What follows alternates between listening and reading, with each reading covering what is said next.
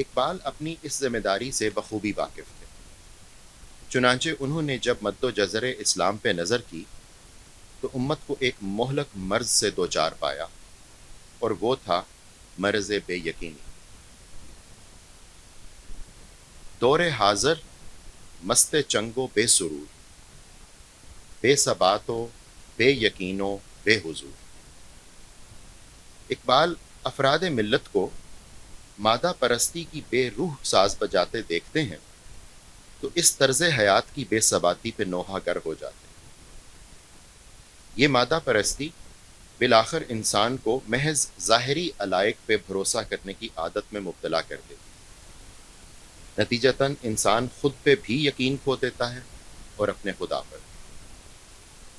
اقبال کا کلام چونکہ وقت اور فاصلے یعنی ٹائم اینڈ سپیس سے آزاد اور آفاقی ہے، ہم عصر حاضر میں بھی اس کا اطلاق بعینِ ہی دیکھ سکتے ہیں۔ اقبال 100 سال یعنی 1924 کے نوجوانوں کو جس مادہ پرستانہ بے ثباتی، بے یقینی اور بے حضوری سے بچانا چاہ رہے تھے، آج سن 2024 میں بھی وہ نسخہ اتنا ہی کارگر ہے۔ میں اس طرز بیان کو بھی تھوڑا سا آپ کو ایکسپلین کر دوں کہ اس کو ایک ریگولر لیکچر کی بجائے میں نے ایک چھوٹے سے مقالے کی صورت دے دی تھی۔ بے یقینی کی یہ علت کیا ہے اور اس کے نتیجے میں زندگی کس طرح مزمحل ہو جاتی ہے، اور یقین کی قوت کیا ہے اور کس طرح کام کرتی ہے، میں آج اس موضوع پر کچھ معروضات اقبال آپ کے ساتھ مل کے پڑھنا چاہتا ہوں۔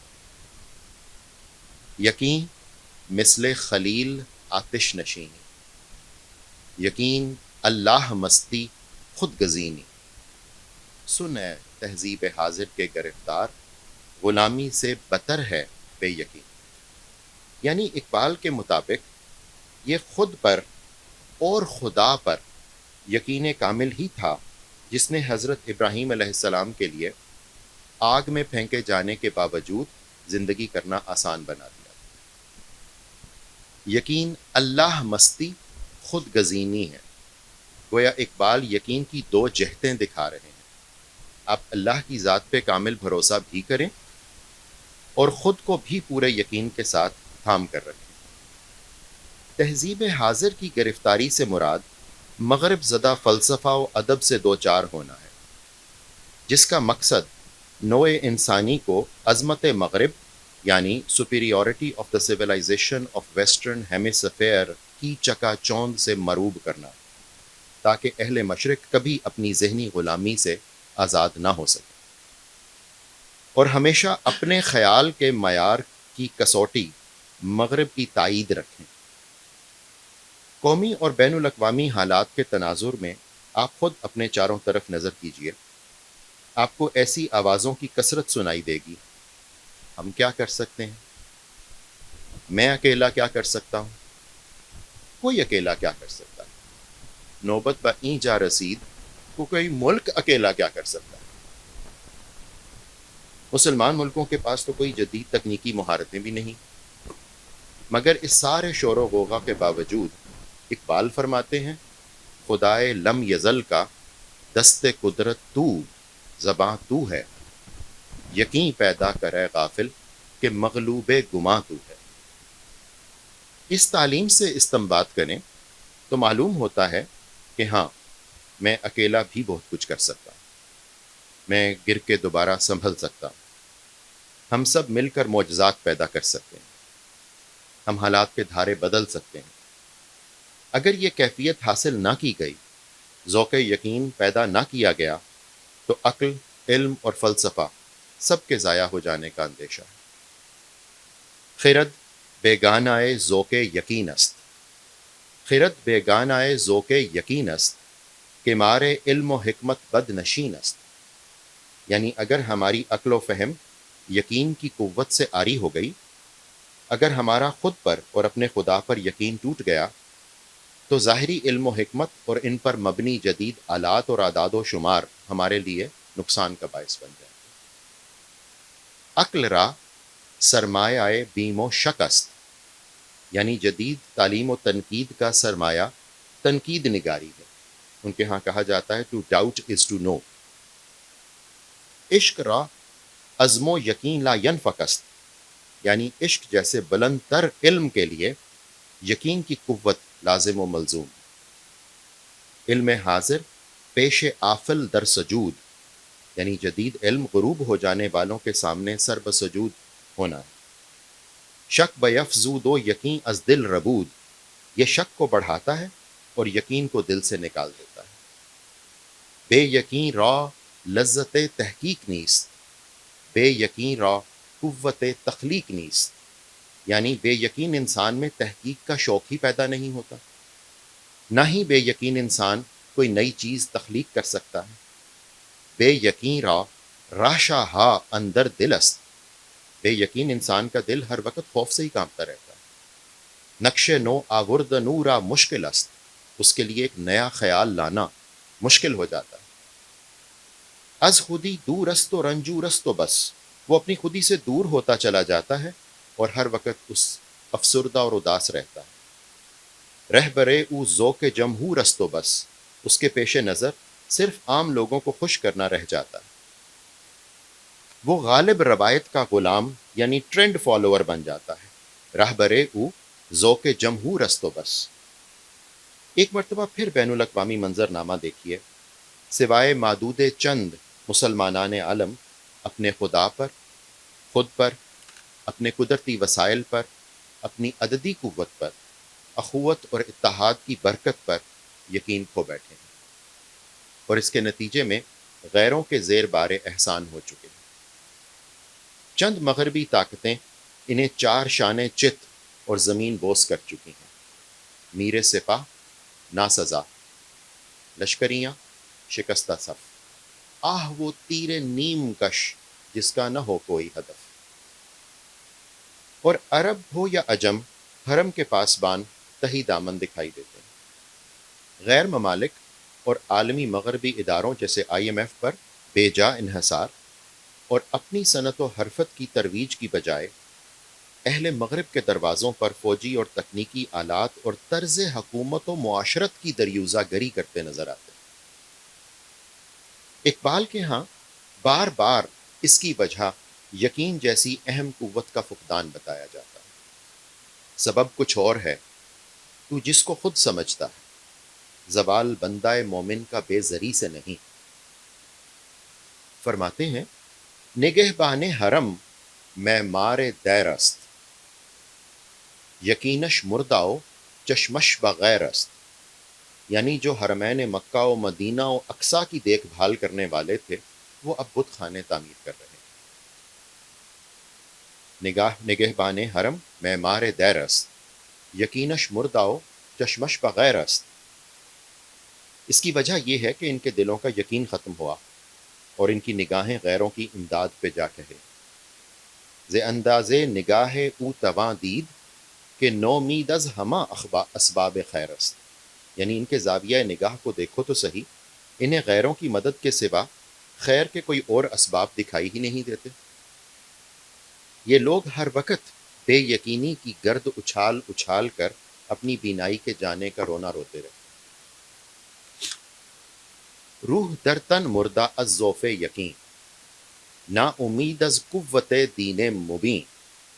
حضرت اقبال کے مطابق اگر روح کے اندر کا یہ یقین کمزور پڑ جائے تو دین اپنی تمام تر سچائیوں اور معجزوں کے باوجود کارآمد نہیں رہتا۔ روح در تن مردہ از ذوف یقین، نا امید از قوت دین مبین۔ اس کے برعکس فرماتے ہیں آگ اس کی پھونک سکتی ہے برناؤ پیر کو، یعنی جلا سکتی ہے، احساس دلا سکتی ہے، زندہ کر سکتی ہے۔ آگ اس کی پھونک سکتی ہے برناؤ پیر کو، لاکھوں میں ایک بھی ہو اگر صاحب یقین، یعنی یقین کی یہ شمع اگر کسی ایک مومن صادق کے دل میں بھی روشن ہو جائے، اقبال کے ہاں لاکھوں میں ایک بھی ہو اگر صاحب یقین، اگر کسی ایک مومن صادق کے دل میں بھی یہ شمع روشن ہو جائے تو وہ اپنے زمانے کے ہزاروں بلکہ لاکھوں دلوں کے دیے روشن کر سکتا ہے۔ آن کے بخشد بے یقینہ را یقین، آن کے لرزد از سجود او زمین۔ یہ ایک یقین والا کئی بے یقین والوں کو خود اعتمادی دے سکتا ہے، اور اس ایک کے سجدوں سے پوری زمین تھرا جاتی. ایک امریکی مصنف ایڈورڈ ایورٹ ہیل ایک جگہ کہتا ہے I am only one, but I am one. I cannot do everything, but I can do something. And I will not let what I cannot do interfere with what I can do. میں دوبارہ پڑھتا ہوں. I am only one, but I am one. ہاں میں صرف ایک ہوں مگر میں ایک تو ہوں. I cannot do everything, but I can do something. میں سب کچھ تو نہیں کر سکتا مگر میں کچھ تو کر سکتا ہوں. And I will not let what I cannot do interfere with what I can do. تو میں جو نہیں کر سکتا میں اس کے بہانے جو کچھ کر سکتا ہوں وہ کرنے سے نہیں رکوں. یہی پیغام اقبال کا ہم سب کے لیے. میں یقین سے ضمیر حیات ہے پرسوز. میں یقین سے ضمیر حیات ہے پرسوز. نصیب مدرسہ یا رب یہ آب آتش نہ. اقبال پہلے تو ہمیں میں یقین کا تعارف دیتے ہیں کہ اس کے پینے سے زندگی کا باطن اور باطن کی زندگی بیدار ہو جاتے ہیں. اور پھر دعا گو ہیں کہ ہمارے اداروں، اسکولوں، کالجوں اور یونیورسٹیوں میں یہ میں یقین، یہ آب آتش ناک یعنی باطل کو جلا کر راکھ کر دینے والی اور دہر میں نور محمد سے اجالا کرنے والی یہ توانائی عام ہو جائے. صلی اللہ علیہ وسلم. دوسرے لفظوں میں اقبال خداوندان مکتب کو بھی سمجھا رہے ہیں کہ اینٹوں کی بنی عمارتیں اور کاغذوں سے سجے دفتر و در و دیوار اگر نوجوانان ملت میں یقین کی تخم ریزی نہیں کر رہے تو لا حاصل و بے سود. یقین کی یہ قوت نمو بالآخر کس مقام تک لے جا سکتی ہے؟ اقبال کے ہاں اس کے زاویے بھی آفاقی. نقطۂ پرکار حق مرد خدا کا یقین. نقطۂ پرکار حق مرد خدا کا یقین اور یہ عالم تمام وہم و طلسم و مجاز. یعنی جب مردان خدا مردان یقین بن جائیں تو اللہ کا نظام خود بخود ان کے تابع ہوتا چلا جاتا ہے. نقطۂ پرکار حق مرد خدا کا یقین اور یہ عالم تمام وہم و طلسم و مجاز. یعنی جب مردان خدا مردان یقین بن جائیں تو اللہ کا نظام خود بخود ان کے تابع ہوتا چلا جاتا ہے.